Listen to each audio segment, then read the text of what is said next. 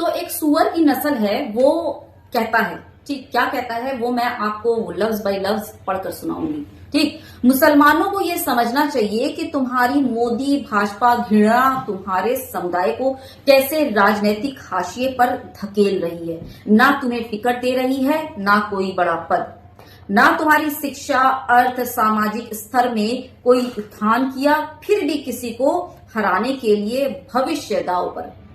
ये किसने कहा आपको पता है? ये कहा है अभी अभी जिसने फसाद पैदा किया था, वो हमारे सुप्रीम कोर्ट के जो जज थे और उन पर जूते फेंके गए थे, याद है ना? जिसको भड़काने में ये जो है अजीत भारती, अपने आप को जर्नलिस्ट कहता है, सो कॉल्ड वाला, नफरत फैलाने वाला, इस अजीत भारती ने का कहना है ये सारी चीजें कि मुसलमान का भविष्य बर्बाद हो रहा है बीजेपी को हराने में और ये करने में। नहीं, ये तेरी बहुत बड़ी गलतफहमी है कि मुसलमान जो है बीजेपी को हराने में या उसे डिफीट करने में लगे पड़े हैं। मुसलमानों के पास बिल्कुल इतनी फुर्सत नहीं। ठीक, दोनों ही जो है ना वो आपस में लगे पड़े हैं। विपक्ष यानी कांग्रेस और भाजपा दोनों एक दूसरे की लेने में लगे पड़े हैं। तो यहां मुसलमान को बीच में कैसे लाया? बेचारे मुसलमान तो अपना खाना पकाना और जो है रोजी रोटी कमाना, अपने बच्चों को, बाल बच्चों को, अपनी फैमिलीज को देखना, अपनी माँ को देखना, इन सब चीजों में लगे हैं। अब हम लोगों में तो ऐसा होता नहीं कि हमारी माएं बूढ़ी हो गई हैं तो बहू देख नहीं सकती और बेटे को जो है बहू की पैरवी करनी है तो उसे उठाकर वृद्ध आश्रम में छोड़ आए। हम लोग तो ऐसा नहीं करते। हम लोग तो अपने बूढ़े माँ बाप को भी लेकर के साथ में चलने वाले लोग हैं। क्या समझा? तो हमारे पास ना अपनी फैमिली देखने के लिए जो है ना वक्त नहीं बच रहा है। तो हम जैसे लोग, तुम जैसे बड़े महान पदों पर बैठे लोगों को कैसे देखेंगे बता जरा? कुछ भी बोल देता नाजायज नस्ल की। और आपको साथ में ये भी बता दूं कि ये वही अजीत भारती है जिसने जज पर टिप्पणियां की थी कि अब वो वहां नहीं हो सकता, तो जब बाहर आ रहा है, हिंदुओं के खिलाफ फैसला कर रहा है, तो जब बाहर आ रहा तो उसे बाहर गिरो। और इस दंगा भड़काने के आरोप में इसको जो है जेल हुई थी। लेकिन एक बीजेपी के विधायक जी जो है ना, ये आए उनकी सिफारिश पर, इस अजीत भारती को छुड़ाकर वहां से निकाल कर ले गए। तो बात समझ गए, खेल समझ गए, मामला समझ आ गया। तो ये बाहर आ जाता है किसी बीजेपी नेता के रहमो करम में। क्या समझे?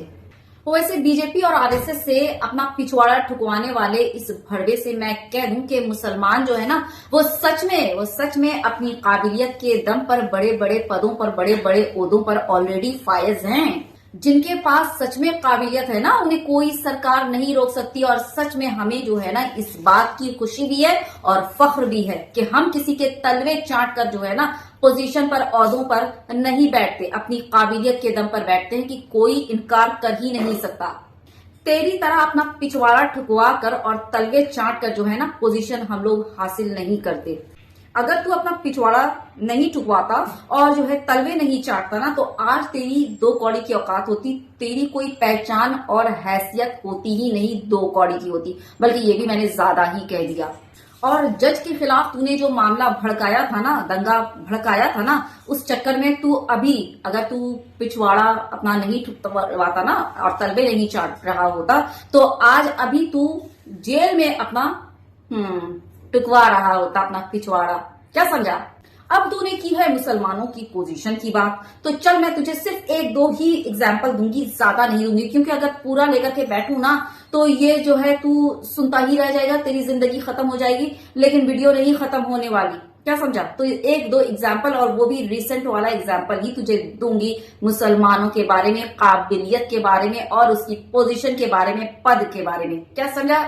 ये देख स्क्रीन पर हैदराबाद की सबसे युवा पायलट, नाम है मुस्कान, मिडिल क्लास फैमिली से बिलोंग करती है और उस पर अपना हिजाब उतारे बगैर दक्षिण अफ्रीका में तंज ताने सहकर सुनकर अपनी ट्रेनिंग पूरी तरह से मुकम्मल करती है और आज वो एक पायलट है, अपनी काबिलियत के दम पर, तलवे चाट कर नहीं। डॉक्टर मरियम अफीफा अंसारी, ये कौन पता है? ये पहली लेडी न्यूरो सर्जन है जिन्होंने नीट का इम्तिहान क्लियर करके डॉक्टर बनी हैं। वैसे तू जिस पार्टी की हिमायत कर रहा है ना, उस पार्टी में बहुत सारे मुस्लिम नेता हैं जिन जो अपना जो है ना वो तलवार चाट रहे हैं, ठीक, उस पार्टी के। लेकिन देख, तलवार चाट भी रहे हैं लेकिन फिर भी उनको जो है ना वो कोई पद और टिकट नसीब नहीं हो रही। क्यों पता है? क्योंकि ये लोग इसी लायक है और इंशाअल्लाह कभी भी ऐसे नेताओं को ना नसीब नहीं होगी कोई पद। क्या समझा? तेरी ही तरह। और रही बात उस पार्टी से प्यार की, तो भाई मुझे बता कि जो पार्टी खुले तौर पर मुसलमानों से नफरत करे, उसका बहिष्कार करे, हर मुसलमान को आतंकवादी, जिहादी, मुल्ला और फलाना धमाका जैसे नामों से पुकारे और बेगुनाह मुसलमानों के घरों पर जबरदस्ती पूरी की पूरी फैमिली बर्बाद कर दे, बुलडोजर चला दे, है ना, और जेल में भर दे, तू बता मुझे कौन ऐसे गधे का बच्चा होगा, मैं क्या बोलूं, खैर कौन ऐसे गधे का बच्चा होगा जो ऐसे लोगों से और ऐसी पार्टी से प्यार करेगा। हमारे घर की बहू बेटियों को, बहनों और बेटियों को भगवा लव ट्रैप का शिकार बनाओगे, खुले आम जो है लालच देकर अपने हिंदू लड़कों को कि फंसाओ, नौकरी देंगे। कौन सा ऐसा जो होगा ना भड़वे की नस्ल जिसको बोलते हैं कि ऐसी पार्टी से प्यार कर लेगा। एक एग्जाम्पल ही दे दूं कि तेरी माँ बहनों को कोई इस तरह से फंसाए, उसका रेप करे और तू उसकी हिमायत करेगा, उसके तलवे चाटेगा? हाँ करेगा नहीं ना, तो फिर कौन करेगा? बता कौन ऐसे जो है, कौन से गधे वाला बच्चा जो होगा ऐसी पार्टी से प्यार कर लेगा। इतना कुछ सहने के बाद जो आज हमारे देश में मुसलमानों का हाल करके रखे हुए हो और हमारे साथ जो कर रहे हो। अब इस हरामजादे का एक और सफेद वाला झूठ आपको दिखाती हूँ। अभी यमुना नदी का वो जो इम्प्योरिटीज को लेकर वो बड़ा जोर शोर विवाद चला था, याद है ना? तो उस पर रेखा गुप्ता दिल्ली की जो अभी भी सीएम बनी और पटपड़गंज के जो एक विधायक जी हैं जो हमेशा मुसलमानों के ठेलों पर जाकर है ना तमाशेबाजी करते हैं, हाँ, इन लोगों ने ना आश्वासन दिया, यानी कि नहीं देखो एकदम प्योर पानी है, साफ पानी है, जबकि इन लोगों का भी झूठ वो सामने आ चुका जनता के, ठीक ना।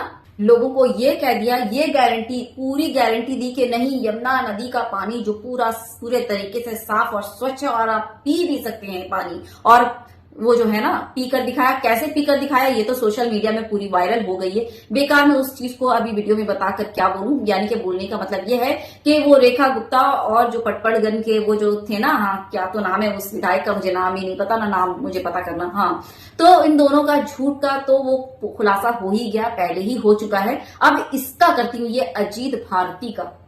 तो जब इस चूतिये ने देखा कि अरे ये दोनों तो काफी बटोर हैं, तो ये कब पीछे रहने वाला था, ये भी अपनी नाव लेकर यमुना नदी में पहुंच गया, एक बोतल और एक ग्लास लेकर। देखिए आपके स्क्रीन पर तो चल ही रहा है कैसे ये जो है ना अपनी शूटिंग करा रहा है कि देखो मैं यमुना नदी का पानी, ये हाथ में ग्लास है, ये मैं पी रहा हूं, और जैसे ही कैमरा बंद होता है क्या करता है, वो नदी का जो पानी उठाया हुआ था वो फौरन नदी में ये डाल देता है। वाह भाई वाह, तुम्हारी जिंदगी और बाकी की जिंदगी जो है वो कीड़े मकोड़े वाली जिंदगी। तुम पियो साफ और शुद्ध पानी और दूसरों को ये जहरीला पानी पिलाकर उनकी जिंदगी उनसे छीन लो, और इस तरह का तुम प्रोपागेंडा बनाओ और बोलते हो कि क्या बोलूं, तो बोलने के लिए और कुछ रहता नहीं है। तमाशे तो सारे मैंने दिखा दिए, पोल तो सारे खुल गए, है ना। और मुझे उन लोगों पर बड़ा तरस आता है जो इन जैसे लोगों की बातों पर यकीन कर लेते हैं और अपनी जिंदगी खतरे में डाल देते हैं। पता नहीं इन लोगों की वीडियो देखकर कितने लोगों ने यकीन कर लिया होगा कि हाँ सच में अब यमुना का जो पानी है वो साफ हो गया, कितने लोगों ने अपने अंदर जहर भर लिए होंगे। तो इन जैसे लोगों के बहकावे में आओगे ना तो अपनी जिंदगी से हाथ धोने में ज्यादा टाइम नहीं लगने वाला। ये लोग इस तरह से सत्ता और ताकत, पावर के नशे में चूर है ना, ये जब तक आपको जहन्नम रसीद नहीं कर देंगे, ये अपनी इस तरह की जो है ना कोशिश जारी रखेंगे। झूठ और प्रोपेगेंडा वाली, नफरत वाली जो कोशिश है वो इनकी जारी रहेगी। तो बेहतर है आपकी जिंदगी आप खुद फैसला कीजिए कि आपको किसके बात पर भरोसा करना है ना। बाकी जो वीडियो है वो तो सारे फैक्ट और प्रूफ के साथ ही है, इसमें तो कोई दो राय है नहीं, है ना। तो बाकी जिंदगी का, आपकी जिंदगी आप खुद फैसला कीजिए कि आपको दूसरे की बातों में आकर वो करना है या फिर खुद अपना दिमाग, अपनी समझ, अपनी अक्ल का इस्तेमाल करना है। अपनी राय इस बारे में जरूर दीजिएगा और शेयर करना बिल्कुल मत भूलिएगा, ज्यादा से ज्यादा वीडियो शेयर कर दीजिएगा, ठीक। और हाँ रही बात अजीत भारती, अगर ये तो मैंने 2 मुसलमानों के बारे में बताया था, काबिलियत के बारे में, अगर मैं सबका बताने बैठ जाती ना यहाँ तो तेरा जो पिछवाड़ा था ना, ठुका हुआ पिछवाड़ा, वो फट कर 4 टुकड़े हो जाते। क्या समझा, ठीक। बस यहीं पर वीडियो खत्म करूंगी। बहुत ज्यादा ख्याल रखिए। अल्लाह हाफिज।